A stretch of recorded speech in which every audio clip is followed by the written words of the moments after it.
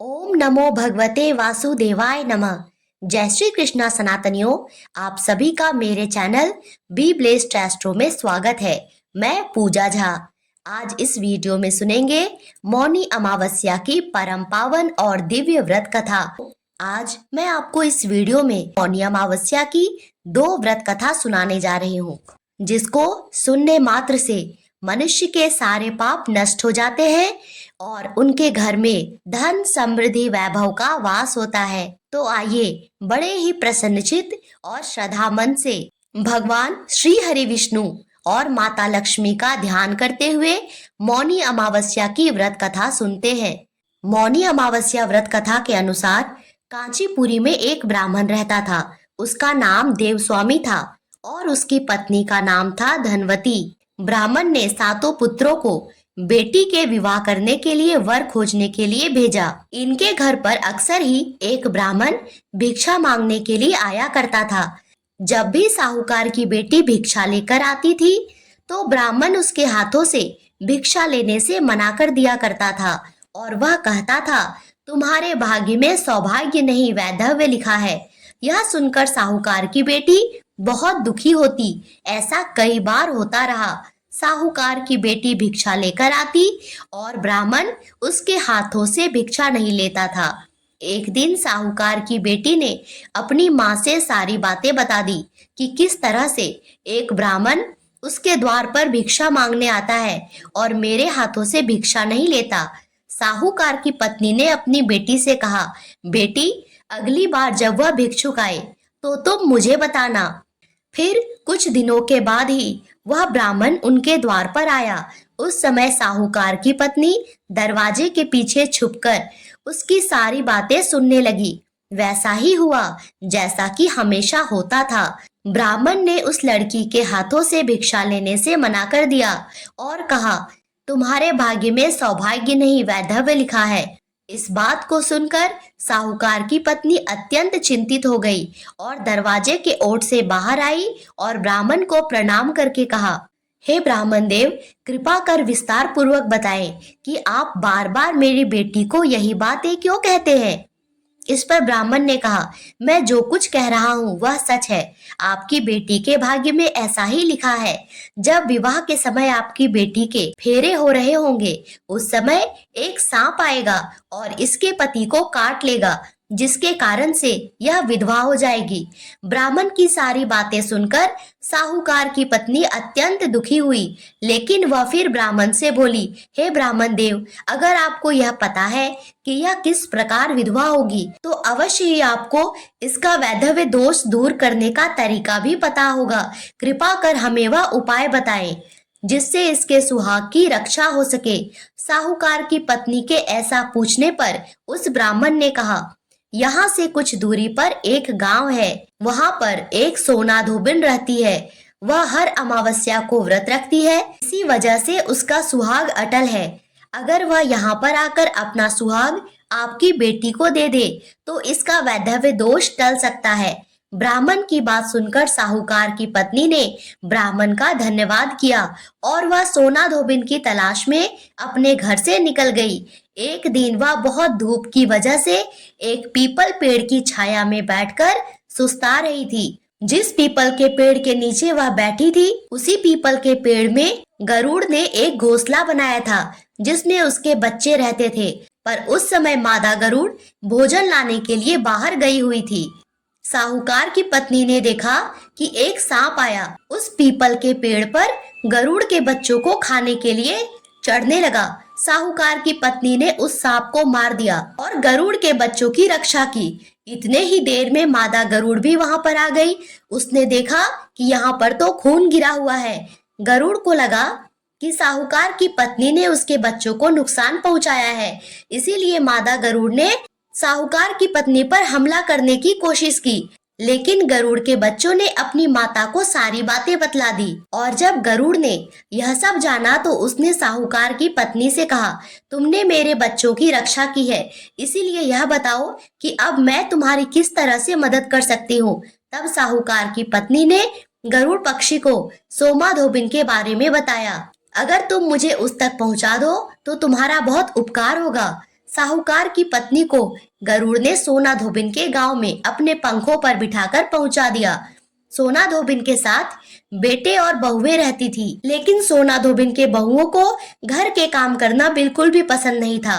वे अक्सर आपस में कलह कलेश करते थे और कहासुनी हो जाती थी। यह बात सोना धोबिन को अच्छी तरह से पता थी। जब साहूकार की पत्नी ने इन सारी चीजों को देखा और सुना तो उसे एक उपाय सूझा। जब रात को सभी लोग सो जाते, चुपचाप से उनके घर में घुस जाती और उनके घर का सारा काम करके सुबह होने से पहले ही वापस आ जाती। कई दिनों तक ऐसा ही चलता रहा। बहुएं सोचती कि यह काम या तो उसने किया है या तो उसने किया है, लेकिन किसी को यह नहीं पता था कि असल में यह काम करता कौन था। सोना धोबिन को भी बड़ी हैरानी होती थी कि किस कारणवश अब मेरे घर में कलह क्लेश नहीं हो रहा है और सारा काम समय पर हो जा रहा है। एक दिन उसने अपनी बहुओं को बुलाकर पूछा, क्या यह सारा काम तुम लोग करती हो? तो उसकी सारी बहुओं ने एक साथ सिर हिलाकर हाँ कर दिया। लेकिन सोना धोबिन को उनकी बातों पर विश्वास नहीं हुआ। उस समय तो उसने ठीक है जाओ ऐसा कहकर बात को खत्म कर दिया, लेकिन उसने सोचा आज मैं आधी रात को जग कर देखूंगी कि आखिर यह करता कौन है। ऐसा सोचकर सोना धोबिन छुप कर बैठ गई और रात के समय जब साहूकार की पत्नी आई और सारे काम करने लगी, तब सोना धोबिन ने उसे पकड़ लिया और पूछा कि तुम कौन हो और इस तरह से मेरे घर में आके काम क्यों करके चली जाती हो। तब साहूकार की पत्नी ने कहा कि मैं तुम्हें सब कुछ बता दूंगी, लेकिन पहले वचन दो कि सब कुछ जानने के बाद तुम मेरी मदद करोगी। सोना धोबिन तो पहले से ही साहूकार की पत्नी के कर्ज के बोझ तले थी, क्योंकि वह उसका सारा काम ही निपटा दे रही थी। इसलिए उसने मन ही मन सोचा कि किसी का कर्ज रखना नहीं चाहिए, मैं इसका कर्ज जरूर चुकाऊंगी। इसीलिए उसने मदद करने के लिए हाँ कर दिया। फिर साहूकार की पत्नी ने सोना धोबिन को सारी कथा कह सुनाई और अपने साथ चलने के लिए कहा। सोना धोबिन साहूकार की पत्नी के साथ चल दी और अपनी बहुओं से कहा, मेरे लौटने तक अगर तुम्हारे ससुर जी की मृत्यु हो जाए तो उनके शरीर को जलाना मत, तेल में डुबोकर रख देना, अंतिम संस्कार मत करना। फिर सोना धोबिन साहूकार की पत्नी के साथ उसके घर पर आ गई और जब साहूकार की बेटी की शादी हो रही थी तब फेरों के समय एक काला सांप लहलहाता हुआ चला आया। सोना धोबिन ने उस सांप के आगे दूध रखा और उसे लावा खाने को दिया। सांप दूध पीकर और लावा खाकर वापस चला गया। इस तरह साहूकार की बेटी का विवाह हो गया। इसके बाद सोना धोबिन ने कहा, हे बेटी, अब तक मैंने जो भी अमावस्या के व्रत किए हैं मैं उन सब का पुण्य तुम्हें देती हूँ। और इस तरह से साहूकार की बेटी का वैधव्य टल गया और वह सौभाग्यवती बन गई। लेकिन इसके बाद सोना धोबिन अपने गांव की ओर लौट आई। जब वह गांव की ओर आ रही थी तो रास्ते में अमावस्या आ गई। सोना धोबिन ने उस दिन व्रत रखा और पीपल की पूजा की, कथा का पाठ किया। इसी बीच में सोना धोबिन के पति की मृत्यु हो गई।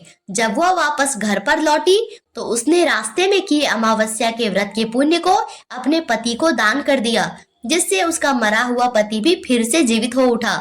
इस पर सभी लोगों ने आश्चर्य से सोना धोबिन से पूछा कि तुमने अपने मरे हुए पति को किस प्रकार जीवित कर लिया। तब सोना धोबिन ने बताया कि यह सब अमावस्या व्रत के प्रभाव से है। सोना धोबिन के कहे अनुसार और बताए अनुसार उस दिन से गांव के सभी लोग अमावस्या का व्रत करने लगे। हे अमावस्या माता, जैसे आपने सोना धोबिन पर अपनी असीम कृपा बनाए रखा और उसे सदा सुहागवती अखंड सौभाग्यवती होने का वरदान दिया, वैसे ही सबके सुहाग अटल रखना, सबकी मनोकामना पूरी करना। इस कथा को कहने और सुनने वाले और हुंकारा भरने वाले सभी बहनों को अमर सुहाग देना और हमेशा ही घर परिवार की रक्षा करना। प्रेम से बोलिए अमावस्या माता की जय। सुनते हैं अमावस माता की अगली कथा, जिसको सुने बिना अमावस व्रत कथा पूर्ण ही नहीं मानी जाती है। एक गांव में एक सास और बहू रहती थी। सास का बेटा विदेश में कमाने के लिए गया हुआ था। सास और बहू एक दूसरे के साथ बहुत अच्छे से रहते थे, एक दूसरे की देखभाल किया करते थे। एक दिन बहू ने खाना नहीं खाया तो उसकी सास ने पूछा, बहू आज तुमने खाना क्यों नहीं खाया? तब बहू ने कहा, सासू माँ, आज मेरा अमावस्या का व्रत है, इसीलिए मैंने खाना नहीं खाया। तब उसकी सासू माँ ने बोला कि बहू, यह व्रत क्या होता है और इसको करने से क्या फल मिलता है? मुझे समझाओ। तब बहू कहने लगी, सासू माँ, अमावस्या का व्रत करने से बहुत पुण्य मिलता है। घर में अन्न और धन भरा रहता है, सुख शांति समृद्धि आती है, घर पुत्र पौत्रों से भर जाता है। और यह व्रत 3 वर्ष के लिए किया जाता है। प्रत्येक वर्ष अलग अलग खाना खाया जाता है, भगवान विष्णु के मंदिर में चढ़ावा चढ़ाया जाता है और ब्राह्मण को दान दिया जाता है। इस व्रत में पहले साल शक्कर, घी और चावल से बना हुआ खाना खाया जाता है और पहले साल व्रत पूर्ण होने के बाद 1.25 किलो चावल, 1 कटोरी घी तथा 1 कटोरी शक्कर का दान किसी ब्राह्मण को किया जाता है। सासू माँ, दूसरे साल में घी और शक्कर से बना हुआ खाना खाया जाता है और जब व्रत पूर्ण हो जाए तो 1.25 किलो जौ, 1 कटोरी घी और 1 कटोरी शक्कर किसी मंदिर में चढ़ाएं या फिर किसी ब्राह्मण को दान में दे। वही तीसरे साल में गुड़, तिल और घी से बने हुए व्यंजन खाने चाहिए और जब तीसरे साल व्रत पूर्ण हो जाए तो ½ किलो तिल, गुड़ और 1 कटोरी घी किसी मंदिर में चढ़ाया जाता है और ब्राह्मण को भी दान किया जाता है। सासू माँ, इस तरह से 3 वर्ष तक इस अमावस्या के व्रत को किया जाता है। और फिर बहू ने कहा, इस व्रत का अगर संकल्प ले लिया तो इसे पूरा भी करना जरूरी होता है। अगर पूरा नहीं हो सकता तो घर में अशांति बन जाती है, बने हुए कार्य बिगड़ने लगते हैं। तब सासू माँ ने कहा, बहू, मेरी तो उम्र हो गई है, लेकिन तुम इस चमत्कारी, दिव्य और पावन व्रत को अवश्य करो। और बहू यह व्रत आरंभ कर देती है। लेकिन एक दिन बहू ने किसी और के कहने पर गेहूं की बनी हुई रोटियां खा ली। इस बात पर अमावस्या माता नाराज हो गई और जो सास और बहू बहुत ही प्यार से रहती थी, उन दोनों में झगड़े होने लगे। गांव के सभी लोग हैरान हो गए, यह सब क्या हो रहा है। सास अपनी बहू से कहने लगी, तुम जब से हमारे घर में आई हो, हमारे घर की लक्ष्मी चली गई, तुम हमारे घर के लिए अशुभ हो गई हो। तब बहू ने कहा, माँ जी, आपके घर की लक्ष्मी चली गई है तो मुझे बताओ, मैं लक्ष्मी को वापस लेकर आऊंगी। तब सासू माँ ने कहा कि लक्ष्मी तुमको समुद्र के बीच में भगवान विष्णु के पैर दबाते हुए मिलेगी। तब बहू ने इतना सुना और बहू यह कहकर चली गई कि माँ जी, अब जब तक मैं लक्ष्मी को लेकर नहीं आऊंगी तब तक मैं इस घर में पैर नहीं रखूंगी।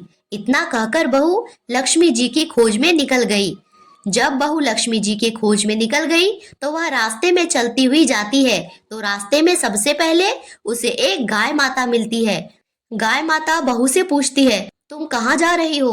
तब बहू ने कहा, हे गाय माता, मेरी सासू माँ मुझसे कहती है मेरे आने से उनके घर में अन्न और धन की कमी हो गई और उनके घर की लक्ष्मी चली गई, तो हे गाय माता, मैं घर की लक्ष्मी को वापस लाने जा रही हूँ। तब गाय माता ने कहा, हे बेटी, अगर तुम जा रही हो तो भगवान से मेरे बारे में भी पूछ लेना। तब बहू बोलती है कि ठीक है गाय माता, बताओ मैं आपके बारे में भगवान से क्या पूछूं। तब गाय माता बोलती है, मेरा जब भी बछड़ा होता है वह मर जाता है, जिंदा नहीं रहता। तुम भगवान से पूछना मेरे साथ ऐसा क्यों हो रहा है, मैंने कौन से कर्म किए हैं।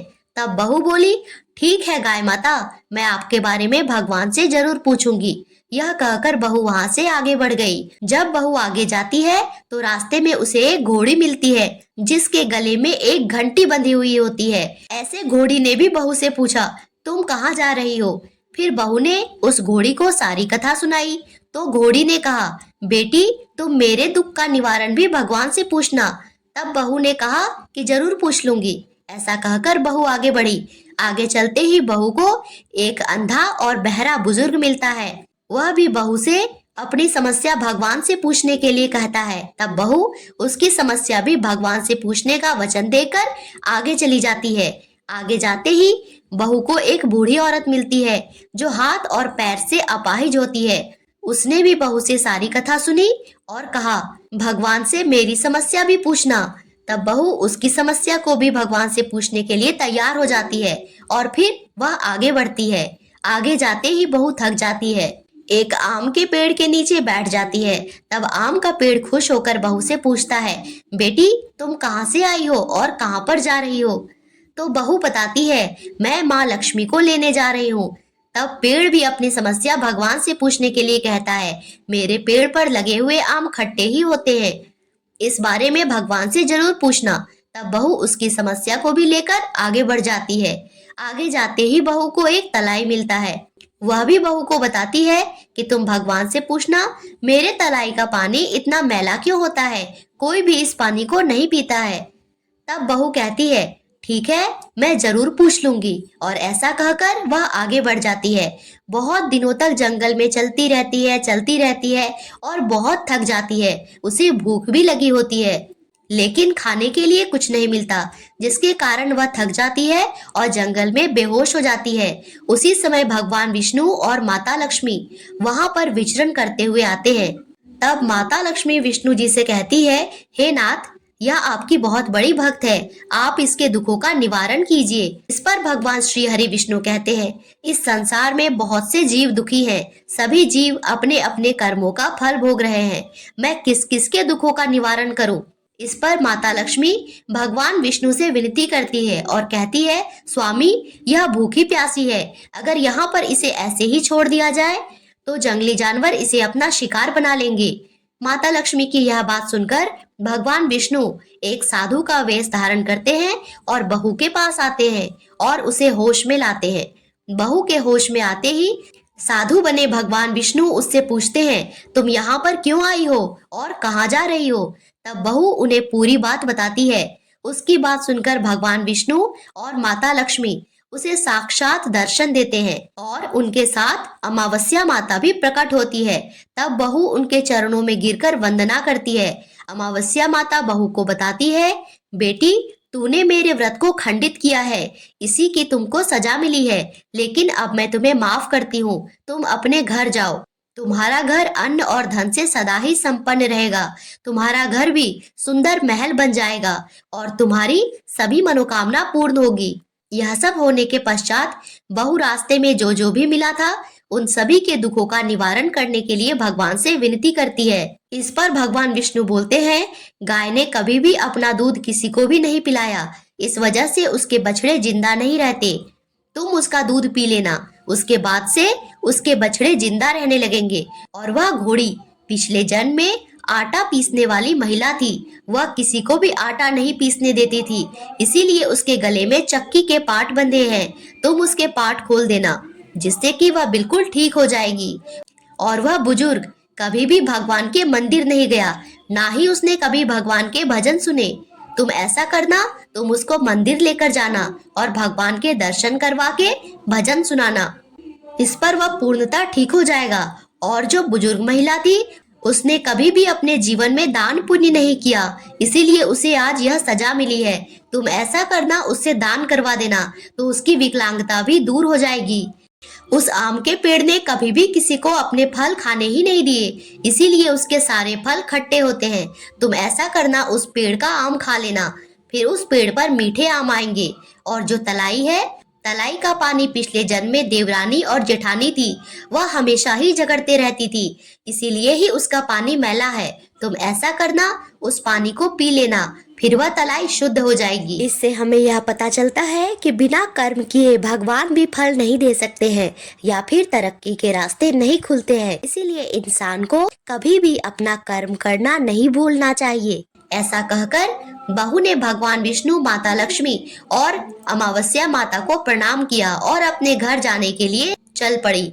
जब वह वापस आ रही थी तो रास्ते में जो भी मिला उसने उन सब की समस्या भगवान के कहे अनुसार दूर कर दिया। सभी उसे खूब आशीर्वाद देते हैं। इसके बाद जब वह घर पहुंची तो उसका घर एक सुंदर सा महल बन गया था। उसके घर में अन्न और धन के भंडारे पड़े थे। तब बहू ने सासू माँ से कहा, सासू माँ, आपने सच ही कहा था, मैं आपके लिए शुभ नहीं हूँ। मेरे जाते ही देखिए आपके घर में अन्न धन के भंडारे लग गए, माँ लक्ष्मी आ गई। अब मैं वापस जा रही हूँ, आप यहीं पर रहो। तब सासू माँ ने कहा कि बेटी, यह सब तुम्हारे ही व्रत का प्रभाव है, तुम यहाँ पर ही रहोगी, तुम यहाँ से कहीं नहीं जाओगी। ऐसा कहकर सास ने बहू को गले से लगा लिया और वे दोनों खुशी खुशी एक दूसरे के साथ फिर से पहले की भांति रहने लगे। कुछ ही दिनों के बाद उसका बेटा भी विदेश से वापस लौट आया और घर में यह सब देखकर बहुत ही खुश हुआ। तब उसकी माँ ने अमावस्या का व्रत करने की सारी कथा कह सुनाई। उसके बाद से वे लोग खुशी खुशी रहने लगे। हे अमावस्या माता, जैसे आपने बहू और सास को दिया है वैसे ही सबको देना। सबके घर में अन्न और धन के भंडारे भरना। जो भी इस व्रत कथा को पढ़े सुने या हुंकारा भरे सबकी मनोकामना को पूर्ण करना।